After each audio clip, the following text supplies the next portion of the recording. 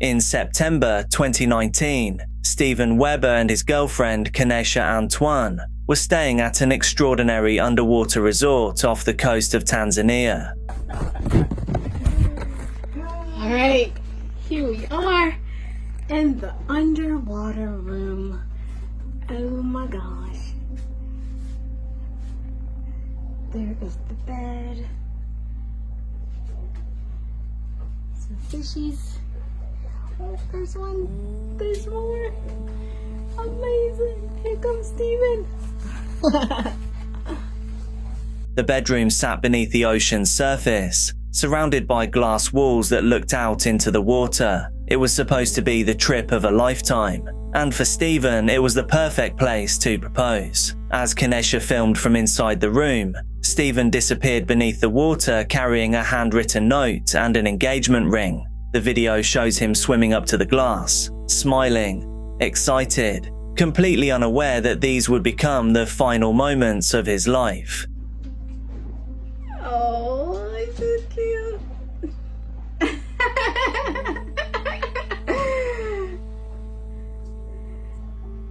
What?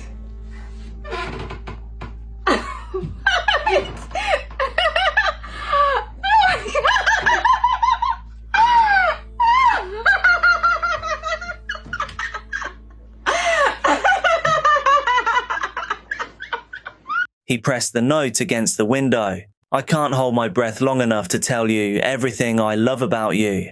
But everything I love about you, I love more every day. Then he flipped the page over. Will you please be my wife? Moments later, he pulled an engagement ring from his pocket. It was just the perfect moment. The kind of proposal most people only dream about. The kind you see in the movies. But something went very, very wrong.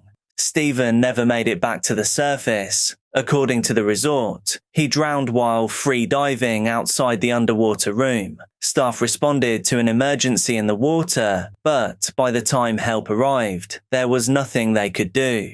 Kenesha later wrote that he never got to hear her answer, an answer that she said would have been, yes, 1,000,000 times, yes. What makes the footage so difficult to watch is that Steven looks genuinely happy. There is no fear or sign that anything is wrong, just a man excited to surprise the woman he loved. In a heartbreaking tribute, Kenesha described it as the cruelest twist of fate imaginable, the best day of their lives becoming the worst. And now years later, that proposal video becomes a living reminder, a once-in-a-lifetime trip, a perfect proposal, and a final message from a man who never got to hear the answer.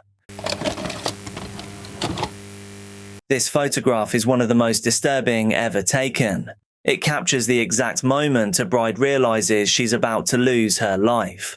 On September 26, 1999, 39-year-old Gladys Ricart was getting ready for what should have been the happiest day of her life. Friends and family had gathered at her home in New Jersey. The bridesmaids were dressed. The limousines were waiting outside. And her fiancé, James Preston Jr., was already at the church, anxiously waiting for his bride to arrive. A videographer moved through the house capturing memories of the occasion.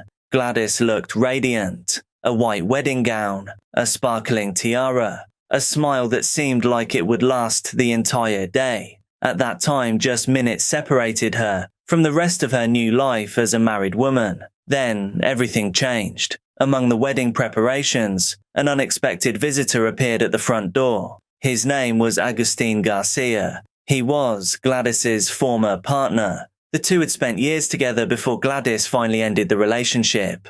Friends later described Garcia as controlling, obsessive, and unable to accept that the relationship was over. Despite the breakup, he continued inserting himself into her life, calling, watching, refusing to let go. Now, on her wedding day, he had arrived uninvited. The haunting photograph was captured only moments later. In the image, Gladys is standing in her wedding dress, but something is different. Her smile is gone.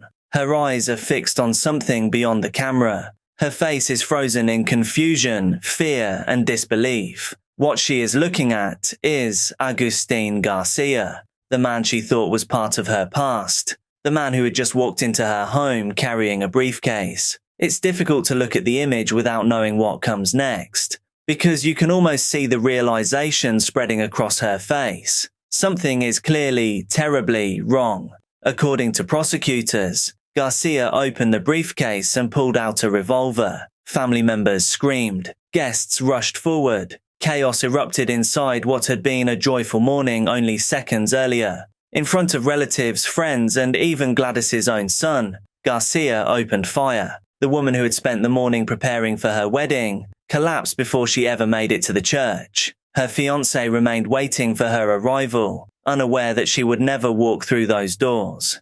Garcia was eventually convicted and sentenced to life in prison. But this image survives. The exact second a joyful future disappears. A bride standing in her wedding dress, realizing that the happiest day of her life is about to become the worst. Just 10 minutes before he met his end, 15-year-old Garrett Mills was smiling for the camera. One photo showed a dandelion tucked behind his ear. Another showed him flexing his muscles and grinning alongside his friends. They were just killing time, playing in the park like they've done so many times before. His girlfriend relayed the message to us that he actually said that afternoon he was having the best day of his life. The three teenagers were simply passing time at a park in Ontario before Garrett's first official date later that evening. But that date would never happen. According to his father, Garrett had been showing off a little, performing chin-ups on a soccer goal crossbar while his friends watched. Then, without warning, the entire structure tipped forward. The goal was not anchored to the ground, as it should have been.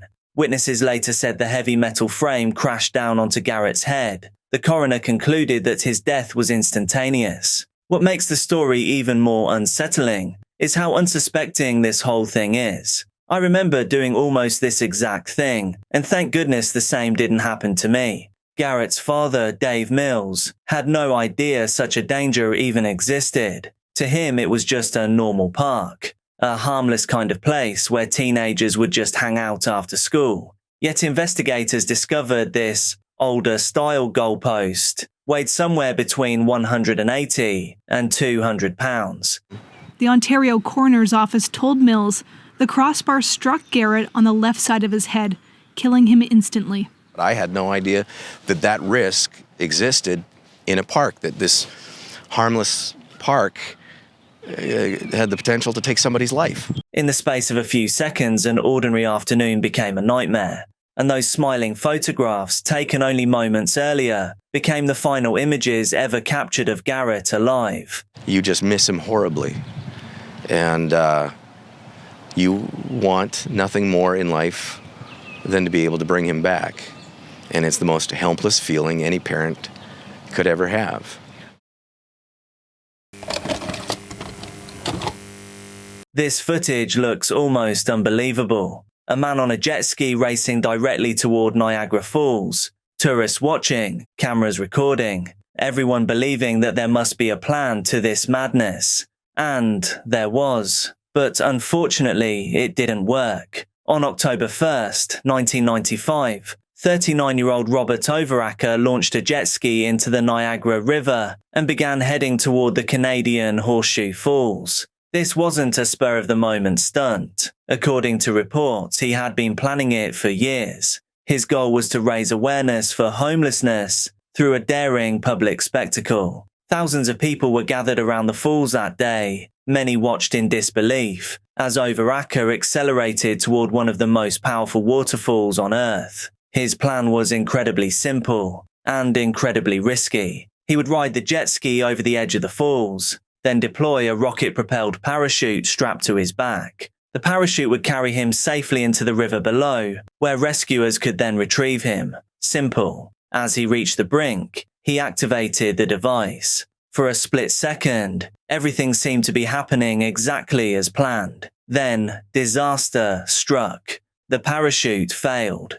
Some reports state it failed to deploy properly. Others suggest a fatal mistake during preparation meant the parachute was not properly attached to him at all. Either way, the result was the same. His only chance of survival disappeared in an instant. His brother and a friend watched helplessly as he plunged over the falls. What happened next confused many witnesses. From a distance, it initially appeared as though Overacker had somehow survived. Something could be seen moving in the rapids below, but rescuers soon realized the truth. The powerful water was simply moving his body through the current. He was later recovered from the river and pronounced dead. Today, the footage remains one of the most haunting videos ever recorded at Niagara Falls. A man carrying out years of planning, racing toward a dream of helping the homeless community, only for a single mistake to make him go down in history for a very different reason. In contrast to the last photograph, this waterfall picture actually looks pretty chilled. A man simply standing near one of the most beautiful natural wonders on the planet. A baseball cap, t-shirt, flip-flops, a relaxed smile. On New Year's Day, 40-year-old Roy DeKenya was visiting Victoria Falls in Zimbabwe with friends. At some point, he stepped into an area known ominously as Danger Point, a section near the gorge where visitors often stop to take photographs. The weather had been pretty poor, with heavy rain that had left the rocks slick and treacherous. Mist from the falls drifted through the air. A friend snapped one final photograph of Roy as he walked near the edge. Seconds later, everything about the day would change. Witnesses later said they heard a blood-curdling scream. Roy had reportedly slipped on the wet rocks and lost his footing. Unable to stop himself, he slid toward the gorge before plunging more than 100 meters into the chasm below. The mist swallowed him almost instantly. Searchers rushed to the area, but there was no sign of him. What makes the story even more heartbreaking is who Roy actually was. He was a fitness instructor, a father of 4 children, a man who had recently become engaged and was making plans for the future. His partner later said she desperately hoped he had somehow survived. Maybe he'd grabbed onto a rock. Maybe he'd reached the shoreline. Maybe he was still out there waiting to be found. But that hope slowly faded, and days later, rescuers finally recovered his body from the gorge below. Today, that final photograph remains. A man standing in front of one of nature's greatest wonders, completely unaware that only seconds separated him from a fatal fall into what locals call the smoke that thunders. For decades, Hulk Hogan seemed larger than life. The red and yellow colors, the ripped shirts, and the almost impossible muscles. To millions of fans, he wasn't just a wrestler. He was wrestling. The final photograph of Hogan shows him only weeks before his death, older and noticeably thinner. But he was still instantly recognizable. The trademark bandana, the tan, the mustache, the face that helped turn professional wrestling into a global phenomenon. Looking at the image now, it's difficult not to notice how much he had changed from the unstoppable superhero many fans grew up watching, because behind the scenes, his body had been breaking down for decades. By 2025, Hogan had undergone an extraordinary number of medical procedures, surgeries on his back, having his shoulders and hips replaced, and multiple knee operations. Decades of punishment inside the ring had taken a heavy toll. Just months before his passing, he underwent major neck surgery. According to reports, complications from the procedure contributed to a rapid decline in his health. Friends later described hearing weakness in his voice and noticing that he was struggling physically. Then, on July 24th, 2025, everything came to an end. Hogan collapsed at his home in Clearwater, Florida. Emergency crews rushed him to hospital, but he could not be saved. He was 71 years old. The official cause of death was later revealed to be an acute myocardial infarction. That, to you and I, is a heart attack. Medical records also showed he had been living with atrial fibrillation, a condition that affects the heart's rhythm, as well as chronic lymphocytic leukemia. For most of his life, Hulk Hogan represented strength, invincibility. The idea that no matter how badly he was beaten down, he would always stand back up. But the man in that final image isn't the larger-than-life character from television. He's Terry Bollea, a husband, a father and grandfather, a flawed human being now living in reality. a man whose body had finally reached its limit after decades of punishment from all angles. And now that final photograph shows the last image of one of the most famous faces in wrestling history. A reminder that even the biggest legends eventually hear that final bell. This one is all about the contrast in the images. Everyone knows how the story ends. What people don't think about is the fact that for most of that morning, it felt like one of the happiest days of those astronauts' lives. On the morning of January 28, 1986, the crew of Challenger posed for photographs before launch. They smiled for the cameras, waved to spectators, and climbed aboard what was supposed to be a routine mission into space. Among them was schoolteacher Krista McAuliffe, who had been selected from thousands of applicants and was about to become the first ordinary civilian to teach lessons from orbit. Millions of people, including countless schoolchildren, were watching.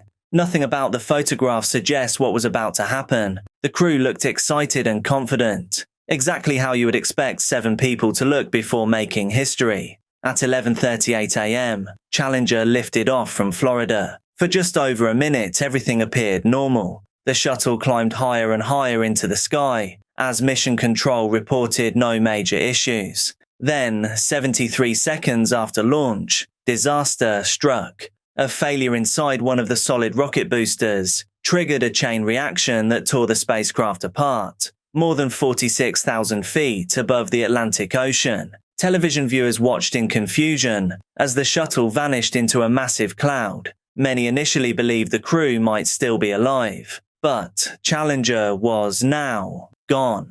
What makes the final image so haunting is that it captures a moment when none of them knew they had minutes left to live. They had trained for years, prepared for every imaginable emergency. Yet the thing that would ultimately destroy Challenger had begun with a flaw that engineers had been warning about long before launch. And now, all these years later, those smiling photographs remain frozen in time. 7 people standing on the edge of history, completely unaware that the mission they were about to begin would become one of the most tragic moments ever witnessed on live television. There is one other image of Challenger that I want to mention too. The pod that the crew were sitting in is visible here after the explosion. At this time, the crew were believed to still be alive. Thank you so much for watching. I'm uploading daily true crime and dark content here on this channel, so make sure that you're subscribed, hit like on the video, and also drop a comment so you get shown more of my stuff.